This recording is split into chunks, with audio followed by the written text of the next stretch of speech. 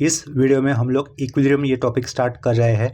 तो यहाँ पर देखो फर्स्ट पॉइंट में क्या लिखा हुआ है, इक्विलिब्रियम। इसका मतलब क्या होगा, अगर किसी बॉडी के अंदर एक्ट होने वाले सारे फोर्सेस का रिजल्टेंट अगर जीरो होता है, इन दैट केस उस बॉडी को इन इक्विलिब्रियम पोजीशन कहा जाएगा। इसी का मतलब क्या हो जाएगा, वो body is in stationary position. ठीक है, फिर से उस पॉइंट को मैं एक्सप्लेन कर देता हूँ। अगर किसी बॉडी के ऊपर एक्ट होने वाले सारे फोर्सेस का रिजल्टेंट जीरो होता है, उसका मतलब उस बॉडी को इन इक्विलिब्रियम पोजीशन कहा जाता है। ठीक है, आगे देखो नेक्स्ट पॉइंट में क्या लिखा हुआ है, कंडीशंस ऑफ इक्विलिब्रियम और इक्वेशंस ऑफ इक्विलिब्रियम। इसके अंदर तीन कंडीशन यूज की हुई है। पहले में लिखा हुआ है summation F X is equal to 0, दूसरे में लिखा हुआ है summation F Y equal to 0 और तीसरे में लिखा हुआ है summation of moment of all forces equal to 0। इसके आगे लिखा हुआ है एफ बी डी का फुल फॉर्म होगा फ्री बॉडी डायग्राम। ठीक है, उसके नीचे लिखा हुआ है types of supports and reaction. Types of supports देखो क्या क्या लिखा हुआ है, hinge support, roller support, fix support, rope, string या फिर केबल सपोर्ट। ठीक है, हिंज सपोर्ट मतलब इस तरीके का सपोर्ट होगा जहाँ पर कंप्लीट रोटेशन पॉसिबल नहीं है, लेकिन किसी पर्टिकुलर एंगल के अंदर ही रोटेशन होता है। ठीक है, यानी कि लिमिटेड एंगल में रोटेशन होता है। जो हम लोग नेल को दीवार के अंदर फिक्स करते हैं तो उसे कहा जाएगा फिक्स सपोर्ट टाइप का एग्जाम्पल कहा जाएगा। रोलर सपोर्ट आप लोग जानते हो, ये चेयर पे आप लोगों ने देखा होगा रोलर सपोर्ट। जो मूविंग चेयर्स होती है ना, तो उनके नीचे जो सपोर्ट होता है वो रोलर सपोर्ट ही होता है। ठीक है, मूविंग चेयर्स पे। और लास्ट में यहाँ पे लिखा हुआ है रोप, स्ट्रिंग या फिर केबल सपोर्ट। ठीक है, ब्रिजेस में आपने देखा रहेगा कहीं कहीं पर ये स्ट्रिंग या फिर केबल के सपोर्ट दिए जाते हैं ब्रिजेस बनाते वक्त। उसके आगे के पॉइंट में लिखा हुआ है टाइप्स ऑफ लोड। ये पॉइंट इंपॉर्टेंट है। पहला लिखा हुआ है यहाँ पर पॉइंट लोड, उसके नीचे लिखा हुआ है यूडीएल यानी कि यूनिफॉर्मली डिस्ट्रीब्यूटेड लोड, उसके आगे लिखा हुआ है यूनिफॉर्मली वेरिंग लोड यानी कि यूवीएल शॉर्ट फॉर्म में, और लास्ट में लिखा हुआ है ट्रापेजॉइडल लोड। ठीक है, तो इन लोड्स को समझ लेते हैं हम लोग। मान के चलो आपके पास एक बीम है, इस तरीके से हमने बीम बन ड्रॉ कर दी। ठीक है, उसके ऊपर एक सिंगल लोड एक्ट हो रहा है, फोर्स पी है, जिसकी वैल्यू सपोज मैंने ली यहाँ पर 10 न्यूटन। ठीक है, ये पी फोर्स इस सी पॉइंट के ऊपर एक्ट कर रहा है, तो इसे क्या कहा जाएगा, पॉइंट लोड कहा जाएगा। तो आपको पॉइंट लोड का एग्जांपल समझ में आया होगा। ठीक है, ये दूसरा पॉइंट लोड का एग्जांपल देखो, ये दिखा जा रहा हूँ मैं, डी पॉइंट के ऊपर एक्ट होने वाला 3 न्यूटन का फोर्स। ठीक है, इस तरीके के सिंगल फोर्स जो भी होंगे उसको पॉइंट लोड कहा जाएगा, बिकॉज ये फोर्सेस किसी एक पर्टिकुलर पॉइंट पे एक्ट कर रहे हैं, इसके कारण उसे पॉइंट लोड कहा जाता है। ठीक है, उसके नीचे लिखा हुआ था uniformly distributed load. Uniformly distributed load का मतलब क्या रहेगा, देखो सपोज एक बीम है, इस बीम का स्पैन है 10 मीटर। ठीक है, यानी कि टोटल विड्थ है उसकी 10 मीटर। उसके ऊपर uniformly distributed load mostly speed breaker के सिंबल से निकाला जाता है।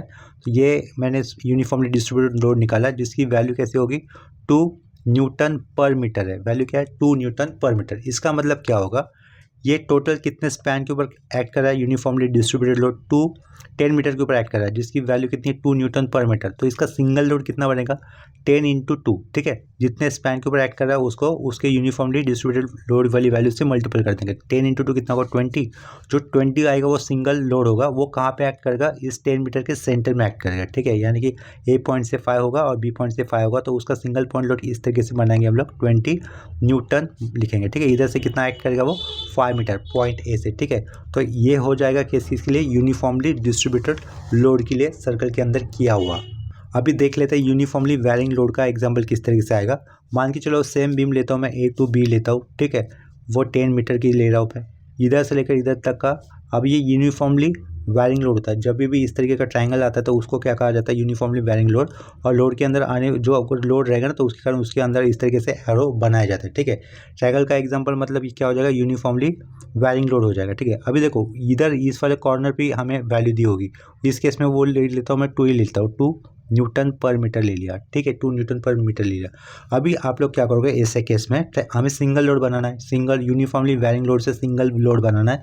तो उस केस में आप लोग क्या करोगे, इस ट्रायंगल का एरिया निकाल दोगे। ठीक है, तो इधर से देखो, इधर से लेकर इधर तक का डिस्टेंस कितना दिया उन्होंने, 2, और टोटल बेस कितना है, 10। तो ट्रायंगल का एरिया क्या होता है, half into base into height, half base 10 है और हाइट कितनी हो रही है, 2 इस कॉर्नर में।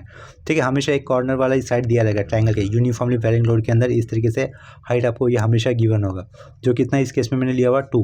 तो ये 2 कैंसिल होकर कितना बचता है, 10 बचता है। ठीक है, यानी कि 10 न्यूटन ये सिंगल लोड हो जाएगा इस ट्रायंगल के लिए। और इतना याद रखो, ट्रायंगल के अंदर एपेक्स से सीजी कितना दूर होता है, हमेशा 2/3 ऑफ हाइट। कितना दूर होता है, 2/3 ऑफ हाइट। हाइट कितनी यहाँ पर होगी, देखो ये एपेक्स है, एपेक्स से सामने वाला क्या होता है, हमेशा बेस होता है, और एपेक्स और बेस के बीच का जो भी डिस्टेंस होता है वो क्या कहलाता है, हाइट कहलाता है। तो इस केस में हाइट कितना होगा, 10 होगा, ठीक है। तो 2/3 ऑफ हाइट यानी कि 2/3 इंटू 10। तो इस ए पॉइंट से सी जी यानी कि सी जी इतना दूर होगा 2/3 ऑफ 10, जो कितना मिलेगा हमें 6.66 मिलेगा, ठीक है। इसका मतलब ए पॉइंट के आगे 6.66 मीटर पर ये 10 न्यूटन का जो लोड आया था वो एक्ट करेगा। इधर ए लिखेंगे, इधर आगे हम लोग बी लिखेंगे, ठीक है। इस तरीके से हम लोग का जो ट्रायंगल था यूनिफॉर्मली वैरिंग लोड वाला, उसका सिंगल पॉइंट लोड यहाँ इस डायग्राम में ड्रॉ किया है, जो कि ए पॉइंट से कितना होगा, 6.66 मीटर होगा, ठीक है। यहाँ पर आप लोग 2 पॉइंट याद रखो। यूनिफॉर्मली वैरिंग लोड के अंदर सिंगल लोड कैसे बना जाता है, उस ट्रायंगल का एरिया वाले वैल्यू से। और दूसरा पॉइंट ये रहेगा कि आप सी जी से पास होगा ना, जो भी सिंगल लोड होगा वो ट्रायंगल के केस में, वो सी जी कहाँ से दूर होता है, एपेक्स से दूर होता है 2/3 ऑफ हाइट, और बेस से दूर होता है 1/3 ऑफ हाइट, ठीक है। इतना याद रखना। तो यहाँ पर ये टाइप्स ऑफ लोड वाला कंसेप्ट हमारा क्लियर हो गया। उसके नीचे कुछ दिया हुआ है क्या, उसके नीचे कुछ नहीं लिखा होता। उसके नीचे क्या लिखा होता है, ट्रैपेजॉइडल लोड। जब भी ट्रैपेजॉइडल लोड आता है ना, तो उस केस में क्या होता है, हमारे पास 2 केस होती है। उसी के अंदर यूनिफॉर्मली डिस्ट्रीब्यूटेड लोड भी होगा और उसी के अंदर यूनिफॉर्मली वैरिंग लोड भी होगा, ठीक है। ट्रैपेजियम देखो कि यूजुअली किस तरीके से होता है, तो ऐसा एक हॉरिजॉन्टल लाइन, ऐसा एक लाइन, इधर से टेढ़ा, ये ट्रैपेजियम बना ना, तो इसके अंदर यूडीएल भी होगा, यूवीएल भी होगा। देखो जो नीचे वाला रेक्टेंगल है वो क्या बनेगा, यूडीएल बनेगा, यूनिफॉर्मली डिस्ट्रीब्यूटेड लोड, और ऊपर वाला ट्रायंगल वो क्या हो जाएगा, यूवीएल हो जाएगा, ठीक है। तो इक्विलिब्रियम इस टॉपिक के अंदर आने वाला कोई भी प्रॉब्लम सॉल्व करने के लिए आपको क्या पता होना चाहिए, कंडीशन ऑफ इक्विलिब्रियम पता होनी चाहिए, जो ये होती है, और टाइप्स ऑफ लोड के बारे में थोड़ा सा बेसिक होना चाहिए। यूडीएल से सिंगल पॉइंट लोड कैसे बनाता है वो पता होना चाहिए, यूवीएल से भी सिंगल पॉइंट लोड कैसे बनाते हैं वो पता होना चाहिए, और मोमेंट ऑफ अ फोर्स ये कंसेप्ट आपको क्लियर होनी चाहिए, ठीक है। अभी हम लोग इसके बाद एक सम सॉल्व कर लेते हैं। तो देखो यहाँ पर पीछे मैंने क्वेश्चन लिखा हुआ है, क्वेश्चन में क्या दिया हुआ है हमें, find the support reaction. Equilibrium topic के अंदर जो भी प्रॉब्लम होता है उसके अंदर मोस्टली हमें सपोर्ट रिएक्शन ही पूछे जाते हैं। तो क्वेश्चन में वही पूछा है, find the support reaction at A and force P if reaction at B is 60 kilonewton, ठीक है। Reaction at B is given which is 60 kilonewton for the beam loaded as shown in figure below, ठीक है। देखो इस question का diagram मैंने side में बनाया हुआ है। डायग्राम इस तरीके से, ये PYQ है, पेपर में आया हुआ है लास्ट टाइम किसी पेपर में। तो देखो डायग्राम हमें इस तरीके से दिख रही है। डायग्राम के अंदर कितने पॉइंट दिख रहे हैं, ABCDEF, ठीक है। पॉइंट ए के ऊपर इस तरीके का ट्रायंगल अगर दिखाई देगा, इसका मतलब वहाँ पर हिंज सपोर्ट होगा, और हिंज सपोर्ट पे 2 रिएक्शंस होती है, ठीक है। 2 रिएक्शंस होगी, मतलब एक HA होगा, HA यानी कि हॉरिजॉन्टल रिएक्शन होगा, और VA यानी कि एक वर्टिकल रिएक्शन होगा एट पॉइंट है। एट पॉइंट ए के ऊपर हिंज सपोर्ट होने के कारण वहाँ पर 2 रिएक्शंस हो गए। पॉइंट बी के ऊपर रोलर सपोर्ट दिख रहा है, रोलर सपोर्ट इसका मतलब उधर एक ही रिएक्शन होगा जो कि वर्टिकली एक्ट करेगा, ठीक है। जो भी रोलर का ये बेस दिख रहा है ना, उस बेस को परपेंडिकुलर रोलर सपोर्ट एक्ट करता है, इतना याद रखना, ठीक है। तो वहाँ पर एक्ट होने वाला रोलर सपोर्ट की वैल्यू हमें दी हुई है क्वेश्चन के अंदर, विच इज 60 किलो न्यूटन। और ये पॉइंट पी जो अननोन है वो हमें निकालना है, ठीक है। जॉइंट ए के ऊपर 2 फोर्सेस होंगे, या फिर पॉइंट ए के ऊपर दो अननोन फोर्सेस होंगे, एच और वी ए, वो हमें बना लेना है, ठीक है। तो ये क्वेश्चन आपको ठीक से समझ में आया होगा। सबसे पहले हम लोग क्या करेंगे, यहाँ पर इसका आंसर सॉल्व करते वक्त ड्राइंग फ्री बॉडी डायग्राम इस तरीके से हमें लिखना होगा। तो देखो ये क्वेश्चन था अपने पास, ये डायग्राम है। मेन अभी इसका काम हो गया, ये क्वेश्चन का काम हो गया, मेन सब कुछ काम अभी अपना किसके ऊपर होगा, डायग्राम के ऊपर ही होगा, ठीक है। तो डायग्राम ये अभी इंपॉर्टेंट है। तो आगे देखो मैं क्या लिख दूंगा यहाँ पर, ड्राइंग फ्री बॉडी डायग्राम इस तरीके से हमें लिखना है पहले। तो ड्राइंग FBD लिखा शॉर्ट फॉर्म में तो भी चलेगा एग्जाम में भी, ड्राइंग फ्री बॉडी डायग्राम। तो फ्री बॉडी डायग्राम ड्रॉ करते हो तो आप लोग क्या करोगे, इस तरीके से एक सिंगल बार फ्री हैंड में भी ड्रॉ किया तो भी चलेगा, स्केल से एक्यूरेट करने की कोई ज़रूरत है नहीं, ठीक है। तो पहले तो हम लोग इस AB बार को ड्रॉ कर लेते हैं। इधर A जॉइंट था, पॉइंट था, वो दिखाया, उसके ऊपर एक हॉरिजॉन्टल रिएक्शन होगा, तो उसको मैं क्या दिखाऊंगा, HA, और उसी पॉइंट के ऊपर एक वर्टिकल रिएक्शन होगा, ठीक है। ये ऊपर की तरफ मैं दिखा रहा हूँ, उसको नीचे मैंने क्या लिखा, VA लिखा, ठीक है। जॉइंट A यहाँ पर मेंशन किया हुआ है। उसके आगे कितना यूनिट जाएगा, 2 मीटर जाएगा, उस पॉइंट पे C है, तो इसके आगे 2 यूनिट गया। इधर मैंने पॉइंट C लिखा, C के ऊपर क्या है, एक वर्टिकल एक्ट होने वाला रिएक्शन है या फिर लोड है, जिसकी वैल्यू है 10 किलो न्यूटन, और वहाँ पर एक मोमेंट भी आ रहा है, ठीक है, जो कि क्लॉकवाइज है। क्लॉकवाइज मोमेंट है, उसकी वैल्यू कितनी है, 20 किलो न्यूटन मीटर है, ठीक है। यहाँ से लेकर यहाँ तक का डिस्टेंस कितना था, ए से सी तक का डिस्टेंस 2 मीटर है, इतना याद रखना है, ठीक है। उसके आगे 1 मीटर पे एक D पॉइंट आता है, तो ये D पॉइंट मैंने ड्रॉ किया, ठीक है। D पॉइंट के आगे ये क्या दिख रहा है आपको, D से लेकर B तक क्या दिख रहा है, ये बेस है ना, वो बेस कितना है, 3 है। और यहाँ से लेकर यहाँ तक का डिस्टेंस देखो, मैंने क्या बोला था, UDL, ये UDL है, ट्रायंगल दिखाई दिया मतलब ये UDL है, और ये वाला डिस्टेंस कितना दिख रहा है आपको, 24। तो इस ट्रायंगल का एरिया कितना होगा, बेस कितना है, 3, देखो नीचे लिख लेता हूँ मैं, area of triangle, area of triangle लिख रहा हूँ मैं, बेस कितना है, 3 है, और हाइट कितनी है, 24 है, ठीक है। तो ये 2/24 कर दे तो कितना होगा 12, 12 3 कितना होगा 36, 36 ये एरिया रहेगा। ये क्या होगा सिंगल लोड होगा, ठीक है। ये सिंगल लोड वैल्यू कितनी होगी इस यूवीएल के लिए, यूवीएल यानी कि यूनिफॉर्मली वेरिंग लोड के लिए सिंगल लोड वैल्यू कितनी होगी 36 किलो न्यूटन होगी, ठीक है। और वो सिंगल लोड पॉइंट डी से कितना दूरी पर एक्ट करेगा 2/3 ऑफ हाइट। हाइट कैसे, ये एपेक्स है, एपेक्स से सामने वाला क्या हो जाएगा बेस हो जाएगा, एपेक्स और इस बेस के बीच का डिस्टेंस क्या होगा हाइट होगा। हाइट कितनी है 3 है। और एपेक्स से सी जी कितना दूर होता है 2/3 ऑफ हाइट, यानी कि 2/3 इंटू 3 करता हो तो 3 कैंसिल 2 होगा। डी के आगे 2 यूनिट पर इस ट्रायंगल का सिंगल लोड एक्ट करेगा जो कितना आया था 36 आया था, यानी कि इस ट्रायंगल का एरिया, ठीक है। तो इस डी के आगे ये 2 मीटर छोड़कर, देखो यहाँ पे मैंने 2 मीटर छोड़ा अंदाजे से, एक वर्टिकल एक्ट लोड करेगा वो कितना होगा 36 किलो न्यूटन। ये 36 कैसे निकाला वो मैंने अभी आपको बताया। ट्रायंगल का मतलब क्या होगा, ये यूवीएल है, यूनिफॉर्मली वेरिंग लोड है, उसका सिंगल पॉइंट लोड कितना बनता है उस ट्रायंगल के एरिया जितना, वो कितना मिला था यहाँ पर 36 मिला था। और वो पॉइंट डी से कितना दूर पर एक्ट करेगा एपेक्स से 2/3 ऑफ हाइट सी जी होता है ना, तो सी जी वाले पॉइंट से उस सिंगल लोड जाएगा। तो डी के आगे कितना दिखा है फिर हम लोगों ने 2 यूनिट, ठीक है। तो यहाँ पर मुझे क्या लिखना है 2 मीटर लिखना है, तो वो मैं आगे लिख दूंगा, ठीक है। तो इधर से आगे ये डिस्टेंस कितना होगा 1 होगा, तो इसके आगे ये डिस्टेंस कितना होगा बी तक 1 होगा, ठीक है। यहाँ पर मैं बी पॉइंट लिख लेता हूँ। बी के ऊपर एक वर्टिकल लोड एक्ट करेगा ना रोलर सपोर्ट वाला जो कि गिवन दिया था। यहाँ पर हम लोग ऊपर की तरफ क्या लिखेंगे आर बी रिएक्शन लिखेंगे, क्या लिखेंगे यहाँ पर आर बी लिख देंगे, ठीक है। आर बी की वैल्यू गिवन है, पेज को थोड़ा सा ऊपर कर लेता हूँ आंसर लिखने वाले, ये आर बी लिखा। आर बी की वैल्यू पता है हमें 60 किलो न्यूटन लेनी है, ठीक है, यहाँ पर मैंने लिख दी। इस बी पॉइंट के आगे फिर हमें क्या क्या लेके जाना है 1 मीटर की डिस्टेंस पे ई पॉइंट लेना है। तो आगे बी पॉइंट के आगे इधर मैंने ई पॉइंट सपोज लेने वाला हूँ मैं, ई पॉइंट लिया, उसके ऊपर एक एक्सटर्नल लोड एक्ट कर रहा है, ठीक है, जिसकी वैल्यू कितनी है पी है, जो कि नीचे की तरफ एक्ट कर रहा है वर्टिकली डाउनवर्ड। उसके आगे ई से लेकर एफ तक यहाँ तक 2 मीटर का डिस्टेंस है, ठीक है। तो ये डिस्टेंस मैं लिख लेता हूँ, इधर से इधर तक का कितना है 1 मीटर, इधर से इधर तक का कितना है 2 मीटर, वैसे ही इधर से इधर तक का ये 1 मीटर है, डी से लेकर ये पॉइंट तक का कितना है 2 मीटर है, ठीक है। समझ में आ रहा है आपको। सी से लेकर डी तक का डिस्टेंस कितना था 1 था, वो नीचे दिखा रहा हूँ मैं, ये 1 मीटर था। और ए से लेकर सी तक का डिस्टेंस कितना था 2 मीटर था, वो मैंने नीचे दिखा दिया, ठीक है। इसे ही कहा जाएगा फ्री बॉडी डायग्राम। डिस्टेंसेस ठीक से देख लो, ए से सी तक का डिस्टेंस कितना था 2, नीचे यहाँ पे लिखा हुआ ए से सी तक का डिस्टेंस, सी से लेकर डी तक का डिस्टेंस कितना था 1 मीटर, तो सी से लेकर डी तक का डिस्टेंस 1 मीटर ड्रॉ किया हुआ है।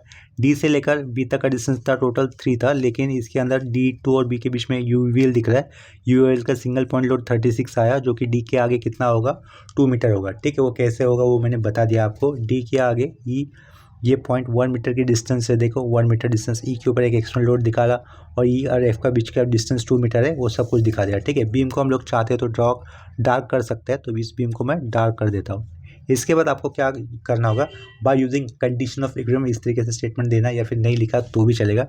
डायरेक्टली हम लोग क्या लिखेंगे यहाँ पर let summation F X is equal to 0, ठीक है। यही होती है ना condition of equilibrium, resultant find out करने के लिए, रिजल्टेंट बोल रहा हूँ मैं, रिएक्शन फाइंड आउट करने के लिए, ठीक है। तो क्या यूज़ किया summation F X is equal to 0, तो सिर्फ हॉरिजॉन्टल फोर्सेस देखोगे आप लोग। हॉरिजॉन्टल फोर्सेस कौन से दिखेंगे यहाँ पर एच ए जा रहा है पॉजिटिव एक्स एक्सिस की तरफ, तो यहाँ पे मैं क्या लिखूंगा प्लस एच ए लिखूंगा। और कोई हॉरिजॉन्टल फोर्सेस दिख रहा है क्या आपको डायग्राम के अंदर, देखो इस डायग्राम के अंदर और कोई हॉरिजॉन्टल फोर्स है ही नहीं, इसका मतलब एच ए कितना हो जाएगा डायरेक्टली 0 हो जाएगा, ठीक है। यानी कि ये एच ए हो गया अपना 0। इसके बाद आप लोग क्या करोगे एंड समेशन एफ वाई लिखोगे, ठीक है। वर्टिकल कंपोनेंट सबका एडिशन कितना 0। अभी ये वी ए जा रहा है ऊपर की तरफ जा रहा है, तो उसका मतलब ये हमें प्लस लेना होगा, ठीक है। साइड में देखो ये 10 किलो न्यूटन का फोर्स कैसे एक्ट कर रहा है वर्टिकली डाउनवर्ड, तो हमें क्या लिखना है -10, ठीक है। इसके बाद ये 36 किलो न्यूटन का लोड देखो डाउनवर्ड एक्ट कर रहा है, तो क्या लिखेंगे -36 लिखेंगे, प्लस ये आर बी रिएक्शन ऊपर की तरफ होगा। हमेशा याद रखना रोलर सपोर्ट के केस में रिएक्शन कैसे दिखाएंगे, जो भी रोलर होता है ना उसके बेस को परपेंडिकुलर, लेकिन ये नीचे से ऊपर की तरफ जाएगा, क्यों रिएक्शन है ना वो, तो वो आर बी कितना होगा +60 लिखना होगा। यहाँ पर क्या किया +60 कर दिया, ठीक है। देखो पी एट ई पॉइंट पे पी ए एक्सटर्नल लोड है जो कि वर्टिकली डाउनवर्ड एक्ट कर रहा है, तो उसके कारण यहाँ पे क्या लिखेंगे -P लिखेंगे, ठीक है। और सारे वर्टिकल फोर्सेस हम लोगों ने यहाँ पर लिख दिए है, और कोई वर्टिकल फोर्सेस छूटा है क्या वो भी क्रॉस चेक कर लो, कोई भी फोर्स छूटना नहीं चाहिए। ये लिखा, ये लिखा, ये लिखा, ये भी लिखा और ये भी लिखा, कितने हो रहे 1 2 3 4 5, देखो यहाँ पे सबके सब वो पांचों फोर्सेस आ चुके हैं।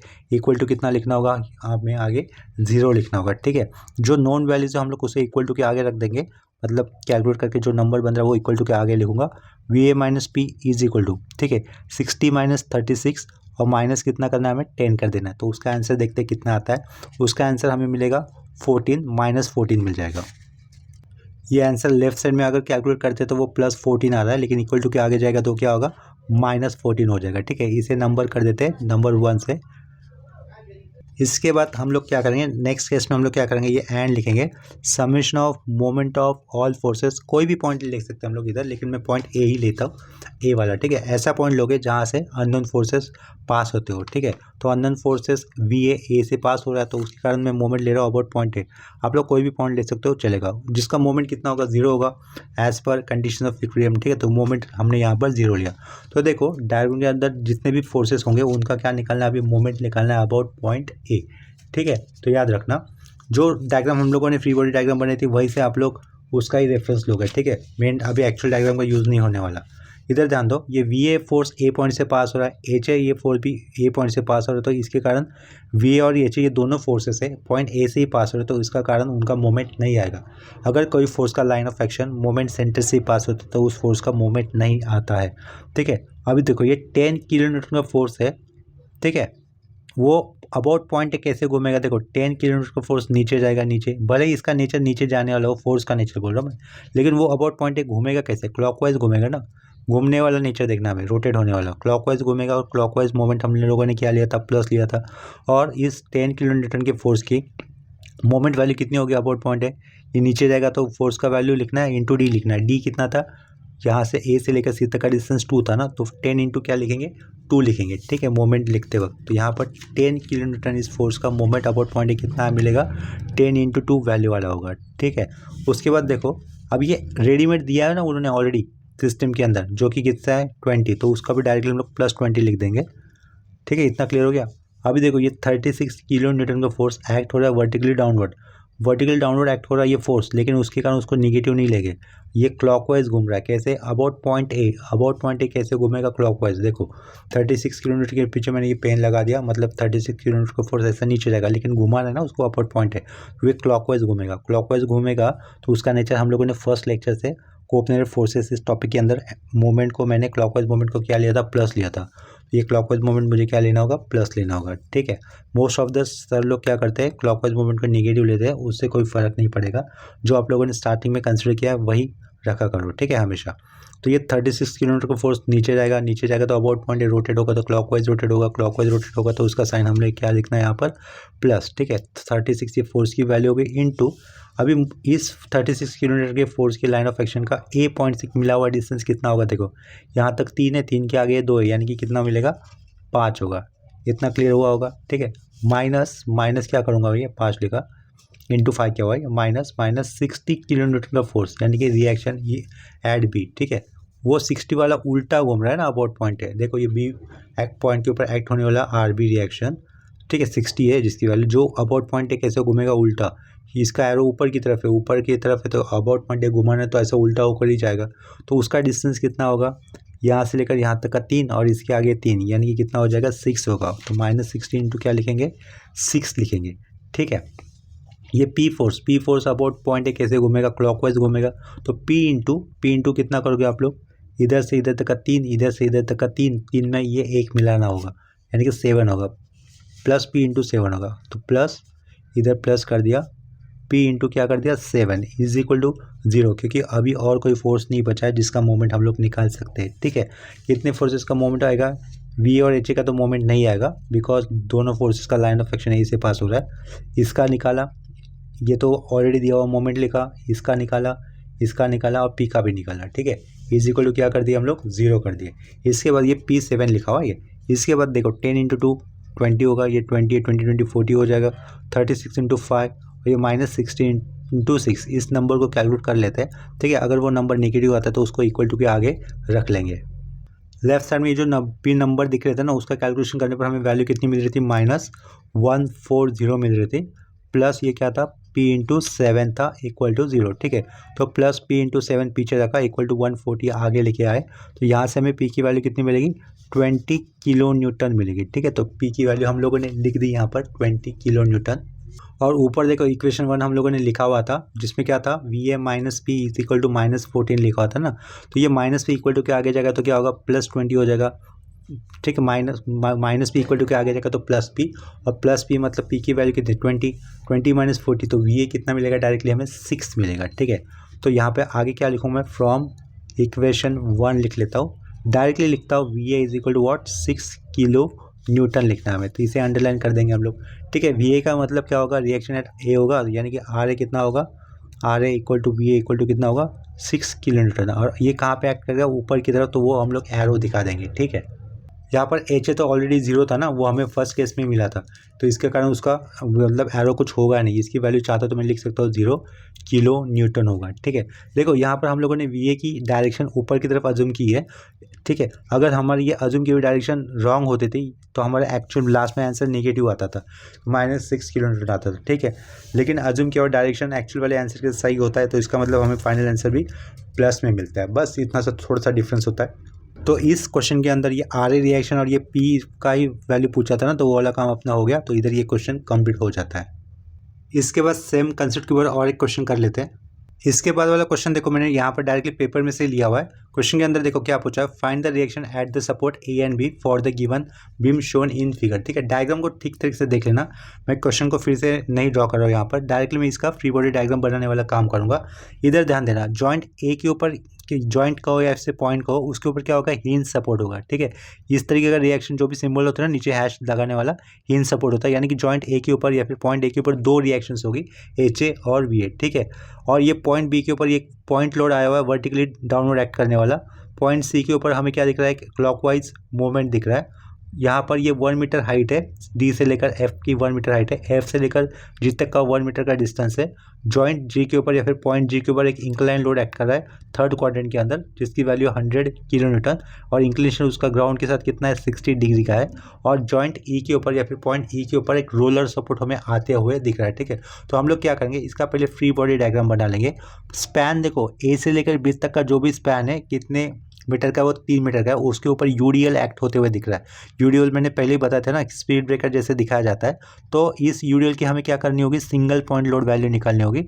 इस यूडीएल की सिंगल पॉइंट लोड वैल्यू कितनी होगी, देखो यूडीएल का वैल्यू कितना, 20 किलो न्यूटन पर मीटर। इसको हम लोग वो टोटल स्पैन जितने स्पैन के ऊपर एक्ट कर रहा है उस वाली वैल्यू से मल्टीप्लाई कर देंगे, यानी कि 20 × 3 कितना होगा, 60 होगा। और वो जो 60 किलो न्यूटन का लोड आएगा कहाँ पे एक्ट करेगा, ए पॉइंट के आगे 1.5 मीटर पर। क्यों, क्योंकि टोटल कितना था, 3 था ना, तो 3 के हाफ डिस्टेंस पर यूडीएल यानी कि यूनिफॉर्मली डिस्ट्रीब्यूटेड लोड का पॉइंट लोड एक्ट करेगा ए के आगे 1.5 मीटर पर। ठीक है, तो ये सारी चेंजेस यानी कि फ्री बॉडी डायग्राम बनाने वाली चेंजेस हम लोग दूसरे डायग्राम पे कर देंगे। वो डायग्राम आपको पेपर में बनाना भी होगा। ठीक है, तो ये पेज मैं साइड में कर लेता हूँ, पहले मैं यहाँ पर फ्री बॉडी डायग्राम बना लेता हूँ, फिर आपको फिर से एक्सप्लेन करता हूँ। ठीक है, देखो यहाँ पर मैंने फ्री बॉडी डायग्राम बना लिया है। क्वेश्चन को एक बार फिर से समझ लेते हैं। Find the reaction at the support E and B.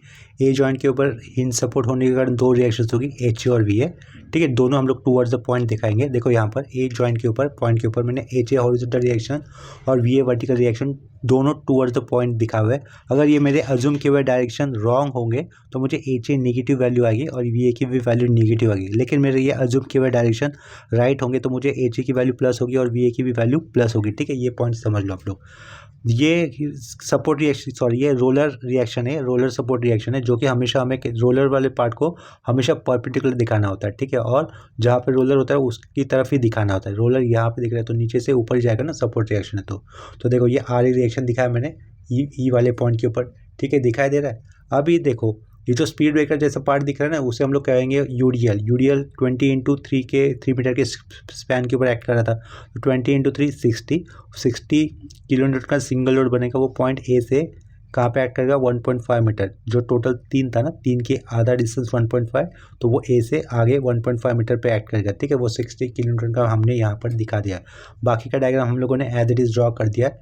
ठीक है, यहाँ पर ये जो 80 किलो न्यूटन पर मीटर का जो उन्होंने मूवमेंट दिया है वो कहाँ पे एक्ट कर रहा है, पॉइंट सी के ऊपर। इधर क्या नाम होगा, फिर पॉइंट सी नाम होगा, वो नहीं दिया था वो अब दे दिया। ठीक है, देखो जॉइंट डी, पॉइंट डी, उसके ऊपर एफ के आगे एफ जी का डिस्टेंस 1 मीटर, 100 किलो न्यूटन का फोर्स इंक्लाइन है, 60 डिग्री का एंगल बनाया हुआ है इसने। डायग्राम के अंदर भी उसी तरीके से दिया हुआ है। ठीक है, तो इसको डायग्राम कर लेते हैं साइड में। अभी अपना काम इसी डायग्राम से होगा मेन। तो इसका आंसर लिखते वक्त सबसे पहले मुझे लिखना होगा ड्राइंग फ्री बॉडी डायग्राम। तो यहाँ पे वो लिख देता हूँ मैं, ड्राइंग है बड़ी शॉर्ट फॉर्म में लिखा, एग्जाम में भी तो भी चलेगा, ठीक है। ड्राइंग फ्री बॉडी डायग्राम लिखा। इसके बाद आप लोग क्या करोगे, लेट लिखोगे, लेट लिखकर नीचे करोगे summation F X is equal to 0। देखो यहाँ पर ड्राइंग फ्री बॉडी डायग्राम करने के बाद इसी के नीचे वो डायग्राम आना चाहिए था, जो कि मैंने यहाँ पर दूसरे पेज पे बना लिया है, ठीक है। दूसरे पेज पे क्यों बनाया, क्योंकि मुझे बीच बीच में डायग्राम आपको ऐसा दिखाना होगा, ठीक है। तो लिखा हुआ पार्ट में से डायग्राम अगर ऊपर चला जाता है तो मैं बीच में से डायग्राम नहीं दिखा सकता था, इसके कारण डायग्राम ही दूसरे पेज पे बना लिया है।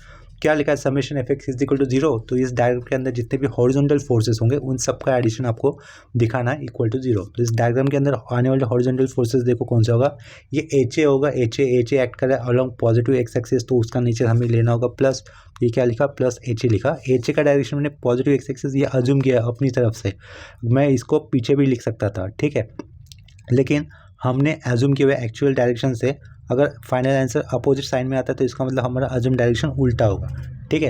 यानी कि इस केस में अगर मुझे एच ए नेगेटिव मिलता है तो इसका मतलब इसका एक्चुअल डायरेक्शन पीछे की तरफ होगा, ठीक है। तो ये एच ए राइट साइड लिया मैंने, क्योंकि यहाँ पर मैंने राइट साइड की तरफ H A along positive x axis assume किया, तो राइट साइड में along positive x axis force का नेचर कैसे लिया जाता है, प्लस, ठीक है। और कोई हॉरिजॉन्टल फोर्सेस का इस डायग्राम के अंदर है, कौन सा है, 100 kilo Newton force is acting in third quadrant में उसका एक्स कंपोनेंट होता है नेगेटिव, एक्स कंपोनेंट नेगेटिव होता है, तो इसके कारण मुझे आगे क्या लिखना होगा, माइनस। और एक्स कंपोनेंट कैसे आएगा इस 100 न्यूटन फोर्स किलो न्यूटन के फोर्स के लिए, फोर्स की वैल्यू 100 लिखेंगे। उसके बाद एक्स कंपोनेंट लिख रहे हैं, इसके कारण हम लोगों को यहाँ पे कॉस लिखना है। कॉस के साथ इस फोर्स के लाइन ऑफ एक्शन ने एक्स एक्सिस के साथ किया हुआ एक्यूट एंगल वो कितना है, 60 है। तो यहाँ में मुझे आगे यहाँ पे क्या लिखना होगा, cos 60 लिखना होगा, ठीक है। इज इक्वल टू क्या करूँगा मैं, 0। cos 60 कितना होता है, हाफ होता है, तो 100 इंटू हाफ 50, तो ये एच ए कितना होगा, इक्वल टू 50 हो जाएगा, ठीक है। साइड में क्या लिखेंगे, किलो न्यूटन। तो एच ए की वैल्यू आ गई और वो प्लस आई, इसका मतलब एच ए का जो डायरेक्शन मैंने एज्यूम किया था वो सही है, ठीक है। अगर ये एच ए मुझे -50 मिलता तो इसका मतलब इसका एक्चुअल डायरेक्शन पीछे की तरफ होता था, ठीक है। तो ये पहला पार्ट हो गया अपना यहाँ पर। इसके आगे हम लोग क्या करेंगे, and summation F Y is equal to 0 कर देंगे। अभी क्या किया, summation F Y equal to 0, ठीक है। तो देखो ऊपर आते हैं, पेज को ऊपर कर दिया।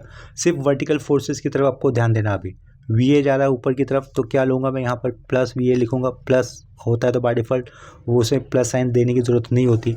ये 60 किलो न्यूटन का वोट वर्टिकली डाउनवर्ड एक्ट कर रहा तो -60, तो यहाँ पे क्या लिखा, -60। ये -40 लिखना पड़ेगा क्योंकि उसका डायरेक्शन नीचे की तरफ है, तो क्या लिखेंगे, -40 लिख देंगे, ठीक है।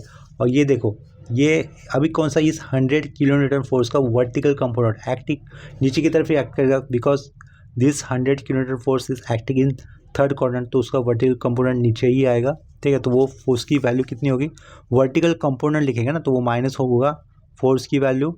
वर्टिकल कंपोनेंट के साथ साइन एंगल यूज़ किया जाता है, और एंगल कौन सा, एक्स एक्सिस के साथ क्या हुआ, एक्यूट एंगल, इस केस में वो कितना है, 60 है, ठीक है। और कोई वर्टिकल कंपोनेंट है क्या, ये वाला लिया, ये लिया, 3 हो गए, इधर का 4 लिया, और ये क्या, आर ई रिएक्शन ई पॉइंट के ऊपर की तरफ जाता हुआ, तो क्या लिखेंगे हम लोग यहाँ पर, आर ई लिखेंगे। इज इक्वल टू कितना होगा, सब कुछ 0, ठीक है। यहाँ से हमें जो भी नंबर दिखते हैं उसको कैलकुलेट कर लेंगे। नेगेटिव नेगेटिव नेगेटिव सारे नेगेटिव हो गए, नेगेटिव इक्वल टू के आगे रखने पर क्या हो जाएगा, पॉजिटिव हो जाएगा, ठीक है। तो देयरफॉर लेफ्ट साइड में क्या बचेगा, V A plus R E बचेगा, ठीक है। ये जो भी नंबर है माइनस में आएगा पीछे, इक्वल टू के आगे लिखेंगे तो वो प्लस में लिखेंगे हम लोग। उसकी हमें वैल्यू मिलेगी 186.60। 186.60 यूनिट क्या होगा, किलो न्यूटन होगा। यहाँ पर एक्चुअली ये इक्वेशन का पार्ट है, यूनिट देने की कोई ज़रूरत नहीं थी, तो यूनिट में लिख कर भी कैंसिल कर देता हूँ, ठीक है। यहाँ पर ये यूनिट लिखने की कोई ज़रूरत नहीं थी, ठीक है। लिखते हुए तो कोई चलेगा, कोई बात नहीं, लेकिन मैंने उसे कैंसिल कर दिया। 186.60 लिखा, इसे नंबर 1 से रिप्रेजेंट कर लेते हैं, ठीक है।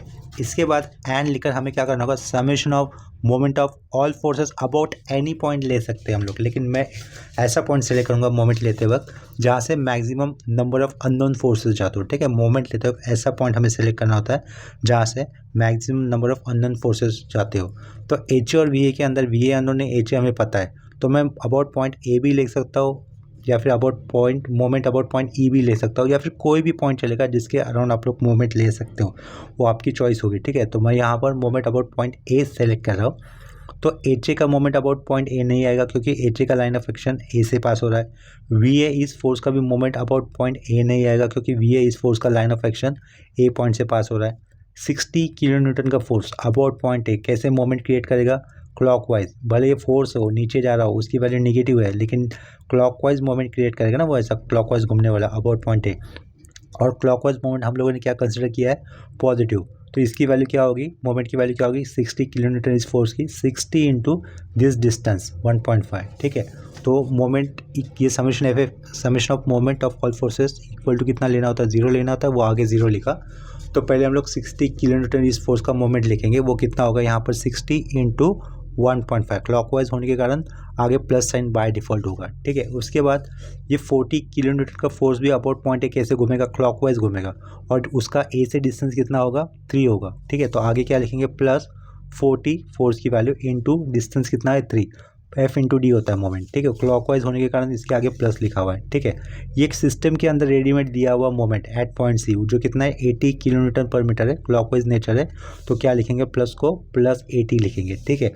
अभी देखो ये ई रिएक्शन, ई पॉइंट के ऊपर आया हुआ रिएक्शन आ रही, अबाउट पॉइंट है कैसे घूमेगा, उल्टा घूमेगा ना, इसका एरो ऊपर की तरफ उल्टा घूमेगा यानी कि एंटी क्लॉकवाइज होगा। तो हमें क्या लिखना होगा, माइनस आर ई इंटू ए से लेकर बी तक का डिस्टेंस कितना होगा, देखो ये 3 + 2 5 के आगे, और ये 4 ऐड करेंगे कितना हो जाएगा 9, तो इंटू क्या कर दूंगा मैं 9 कर दूंगा, ठीक है। और कौन से रिएक्शन बाकी है, देखो किनका मोमेंट लेना बाकी है, जी पॉइंट के ऊपर 100 किलो न्यूटन का फोर्स अगर रिजोल्व करेंगे तो उनका दोनों का मोमेंट आएगा अबाउट पॉइंट ए। देखो यहाँ पे मैं क्या करूँगा, जी पॉइंट के ऊपर एक इंक्लाइन फोर्स हमें दिख रहा है, तो मैं क्या करता हूँ, जी पॉइंट के ऊपर 2 कंपोनेंट आएगा ना 100 किलो न्यूटन इस फोर्स के, एक कंपोनेंट कैसे होगा, हॉरिजॉन्टल, तो हॉरिजॉन्टल होगा और थर्ड क्वाड्रेंट में एक्ट करेगा, ये कर रहा है ये 100 किलो न्यूटन का फोर्स, तो इस एक्स कंपोनेंट कैसे होगा, नेगेटिव, और वो पीछे की तरफ जाएगा।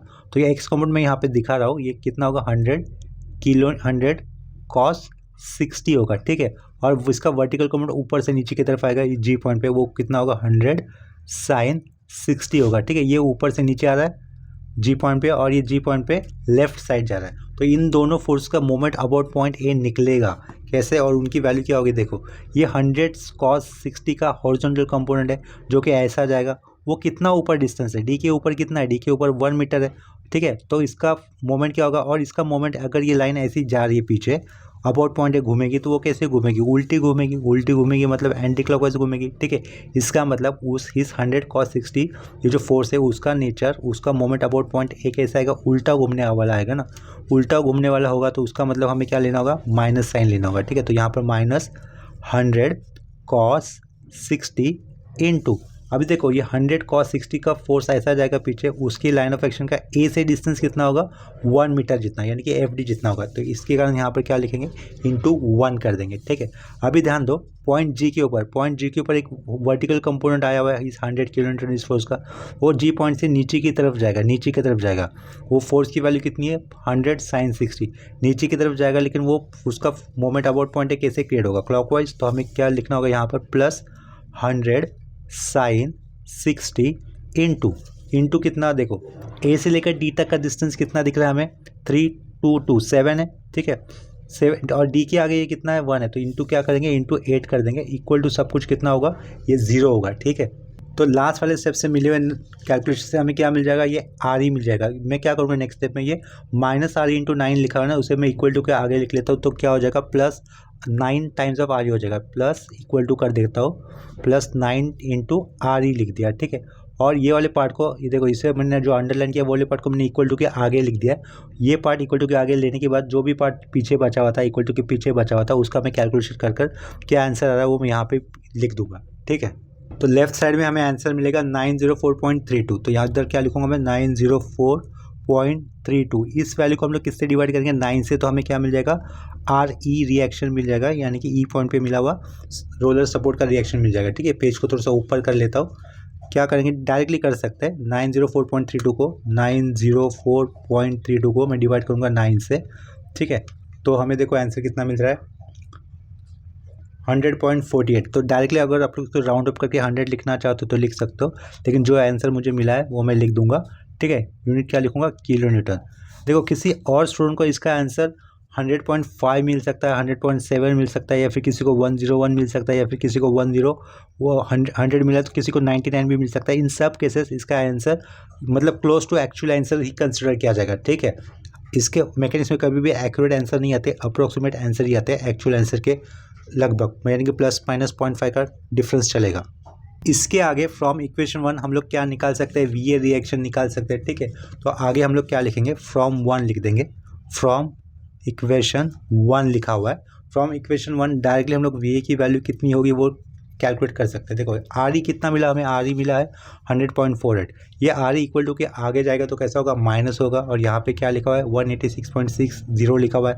तो आगे हम लोग क्या करेंगे, 186.6 में से 100.48 को सब्ट्रैक्ट करने पर हमें क्या मिल जाएगा, वी ए मिल जाएगा। वो डायरेक्टली लिख लेते हैं यहाँ पर। वी ए की वैल्यू होगी हमारे पास 86.12 किलो न्यूटन, ठीक है, 86.12 किलो न्यूटन ये लिखा हमने। एच ए अलग से निकाला है, वी ए अलग से निकाला है, तो हम लोग क्या करेंगे, रिएक्शन एट पॉइंट ए निकाल सकते हैं एच ए और वी ए से। वो कैसे होगा, देखो ये फिर क्या लिखा, देयरफॉर लिखा, reaction at A R A बना रहा हूँ मैं, वो कैसे होगा, एच ए का whole square plus V A का होल स्क्वायर, ठीक है। तो यहाँ से फिर से मैंने आर ए लिखा, पीछे एच ए कितना आया हुआ था, देखो एच ए हमें मिला था 50, यहाँ पे दिख रहा है ये 50, तो यहाँ इधर अंदर क्या कर दूंगा मैं, 50 स्क्वायर कर दूंगा, प्लस वी ए कितना था 86.12, उसका स्क्वायर कर दूंगा। तो यहाँ से हमें आर ए मिल जाएगा, ठीक है। तो आर ए की वैल्यू कैलकुलेट कर लेंगे। तो आर ए देखो कितना मिल रहा है हमें, 99.58 मिल रहा है, 99.58। कोई स्टूडेंट क्या कर सकता है, इसे राउंड अप कर सकता है इसी पोजीशन पे और उसकी वैल्यू 100 लिख सकता है, ठीक है, चलेगा वो भी। ऊपर वाले केस में भी आर ई रिएक्शन हमें कितना मिला था, 100.48 मिला था, तो कोई एक स्टूडेंट क्या कर सकता है, इसे राउंड अप करके 100 लिख सकता है, वो भी चलेगा। क्लोज टू ये 100 ही मिल रहे हैं ना दोनों आंसर, ये भी और लास्ट वाला भी, तो ठीक है, ऐसे केस में 100 लिखा तो भी चलेगा। तो यहाँ पर ये अपना दोनों सपोर्ट रिएक्शन निकालने वाला कंप्लीट हो जाता है। फिर भी इसमें हम लोग एडिशनल काम ये भी लिख सकते हैं, एंड लिखा, एंड थीटा ए, यानी कि जो रिएक्शन एट ए होगा उसका इंग्लिश में कितना होगा वो भी हम लोग चाहते तो निकाल सकते हैं। वो कैसे लिख सकते हैं, tan इनवर्स ऑफ, यहाँ पर क्या करोगे आप लोग, V A upon H A कर दोगे, ठीक है। तो इक्वल टू, आगे फिर से tan इनवर्स लिखा, वी ए की वैल्यू कितनी मिली थी हमें, 86.12 प्लस आई थी, और 50 की वैल्यू प्लस आई थी, यानी कि जो थीटा ए रहेगा, रिएक्शन एट पॉइंट ए रहेगा, वो फर्स्ट क्वाड्रेंट के अंदर एक्ट करेगा, ठीक है। तो उसको पूछा नहीं था उन्होंने क्वेश्चन में, फिर भी हम लोग निकाल दे रहे हैं, ठीक है। वो वैल्यू हमें मिल रही है 59.86, ठीक है। तो फर्स्ट क्वाड्रेंट में होगा, एच ए वी ए दोनों प्लस है, तो उस साइड में इस तरीके से एंगल हम लोग लिख सकते हैं। लास्ट में इसे अंडरलाइन कर लेते हैं, ठीक है। देखो ये क्वेश्चन है ना, एग्जाम में 10 मार्क के लिए आता है, 10 मार्क के लिए। आपके अभी एग्जाम में पासिंग मार्क्स कितने, जस्ट 24 है आई गेस। तो 24 में पासिंग करने के लिए अगर 10 मार्क का कोई सम राइट हो जाता है तो कितना आसान हो जाता है आपको एग्जाम क्लियर करने के लिए आगे का काम, ठीक है। मैकेनिक्स अगर फर्स्ट अटेम्प्ट में क्लियर करना है अगर किसी को, तो आपकी नंबर ऑफ प्रैक्टिस सम ज़्यादा होने चाहिए। 2-3 सम प्रैक्टिस करोगे तो काम नहीं बनेगा। इक्विलिब्रियम इस टॉपिक का ऑलरेडी एक प्लेलिस्ट यहाँ पर अवेलेबल है, जो कि मैंने शुरुआत में पहले बनाया था, जिसमें ज़्यादा से ज़्यादा प्रॉब्लम मैंने सॉल्व करवा के दिए हुए हैं। तो आप लोग वो वाला प्लेलिस्ट भी मतलब कंसिडर कर सकते हो, ठीक है, चैप्टर को प्रिपेयर करने के लिए। वीडियो एंड करने से पहले मैं आप सभी स्टूडेंट से कहना चाहूँगा कि अगर अब तक आप लोगों ने चैनल को सब्सक्राइब नहीं किया तो चैनल को सब्सक्राइब कर लेना, और चैनल को आप लोग अपने फ्रेंड के साथ ज़रूर शेयर करना, ताकि उनका भी फ़ायदा हो जाए, उनका भी कंसेप्ट क्लियर हो जाए, और उनका भी मैकेनिक्स सब्जेक्ट क्लियर हो जाए फर्स्ट अटेम्प्ट में ही। किसी स्टेप में डाउट आया होगा या फिर कन्फ्यूजन आया होगा तो आप लोग मुझे कमेंट सेक्शन में इन्फॉर्म कर देना। तो अभी के लिए हम लोग रुकते हैं यहीं पर, नेक्स्ट लेक्चर में मिलते हैं, तब तक के लिए बाय एंड टेक केयर।